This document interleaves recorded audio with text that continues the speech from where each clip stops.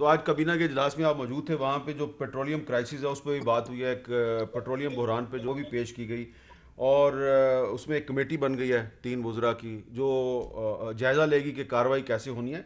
आप नाज़रीन जानते हैं कि इस मामले पे हमारे साथी हैं शाहज़ेब खानज़ाद साहब, उन्होंने इसको बहुत फॉलो अप किया। तो शाहज़ेब खानज़ाद साहब से इस पर बात करते हैं। बहुत शुक्रिया शाहज़ेब खानज़ाद साहब। ये बताइए कि जो पेट्रोलियम क्राइसिस का जो मामला है, इस पर आज वफाकी कबीना में भी बात हुई, एक 3 वज़रा की कमेटी भी बना दी गई है। तो जिन कंपनियों पर इल्ज़ाम आ रहा है कि उन्होंने ये गड़बड़ किया है, आपकी क्या मालूमात हैं और क्या तज्जिया कि इन कंपनियों के खिलाफ कार्रवाई क्यों नहीं हो रही और कौन इनको सपोर्ट कर रहा है? आमिर साहब, कार्रवाई अभी तक नहीं हुई है और हुकूमत मुसलसल ये कह रही थी कि इन कंपनीज के खिलाफ कार्रवाई होगी जब ये तहकीकाती रिपोर्ट सामने आएगी। फिर अदालत की तरफ से हुक्म आया और फिर तहकीकाती रिपोर्ट ये सामने आई है, और ये बहुत ज़्यादा लंबा टाइम हो गया, 6-7 महीने इस क्राइसिस को हो गए हैं।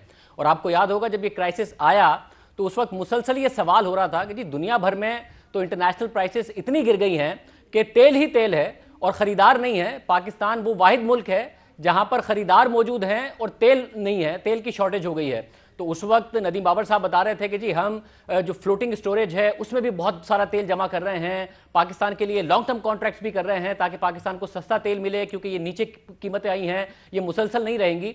अप्रैल मई में वो ये दावे करते रहे और फिर जून में ये बहुत बड़ा क्राइसिस आ गया। और फिर क्राइसिस भी ऐसा था कि जो तेल बेचने वाली कंपनियां हैं आमिर मीर साहब, वो अगर कोई मोटरसाइकिल में भी तेल भरवाने जाता था तो वो कहते थे जी नॉर्मल तेल नहीं है हमारे पास, आपने भरवाना है तो हाई ऑक्टेन भरवा ले। और हाई ऑक्टेन 150 रुपए पे रखा हुआ था, 40 से 50 रुपए की कीमत में फर्क था, और गरीब आदमी को भी 150 रुपए का तेल भरवाना पड़ रहा था। और सिर्फ प्राइवेट कंपनीज नहीं कर रही थी ये काम, पीएसओ भी इतना ही महंगा हाई ऑक्टेन लोगों को बेच रही थी। अरबों रुपए का यह गबन हुआ।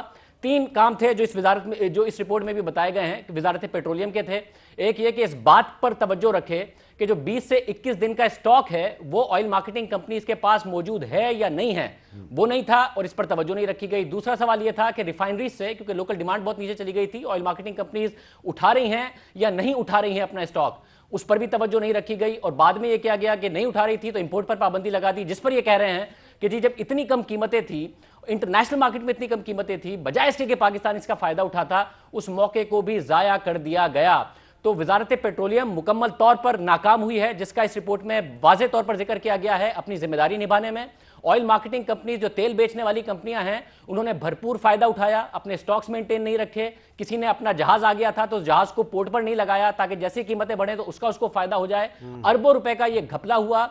हाई ऑक्टेन की मद में अवाम की जेब से पैसे निकलते रहे। अवाम को यह बताया गया कि इंटरनेशनल मार्केट में तेल की कीमतें जो इतनी नीचे गई हैं, अब पाकिस्तान के लिए हम पूरी प्लानिंग कर रहे हैं कि अगले 1.5-2 साल पाकिस्तान को सस्ता तेल मिलेगा, क्योंकि यहां पर कीमतें बहुत ज्यादा नीचे ये परमानेंट बुनियादों पर नहीं गई हैं। उस हवाले से कुछ नहीं किया गया। एलएनजी की कीमतें नीचे थी। हम सितंबर से बार बार कह रहे हैं वजारत पेट्रोलियम से कि ये कीमतें बढ़ रही हैं, ग्लोबल डिमांड बढ़ रही है, उसके लिए कुछ नहीं किया। अब आप जनवरी का टेंडर देख लें कि पहले तो शुरू के 20 दिन में कोई देने नहीं आया, एलएनजी का कोई सप्लायर नहीं मिला। फिर इमरजेंसी का जो टेंडर किया है, जून जुलाई अगस्त में जो 10 से 12% की कीमत मिल रही थी, अक्टूबर तक भी आपको 12.5% तक पर ब्रेंट ऑयल का एलएनजी मिल रही थी। अब 40 से 44% की इमरजेंसी टेंडर में ऑफर आई हैं।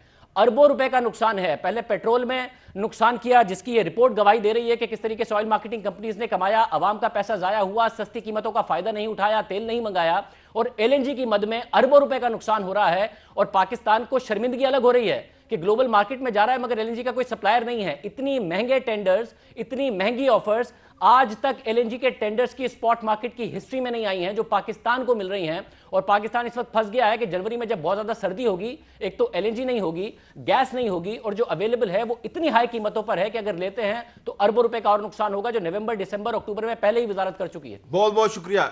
अब मैं नदीम अफजल चंद साहब से पूछूंगा कि कुछ वुज़रा ने भी आज ऐसी ही बातें की हैं जो शाहज़ेब साहब कर रहे थे, और कहाँ पे की हैं? कबीना के इजलास में। और नदीम बाबर साहब जवाब दे सके या नहीं दे सके, ये इनसे पूछते हैं।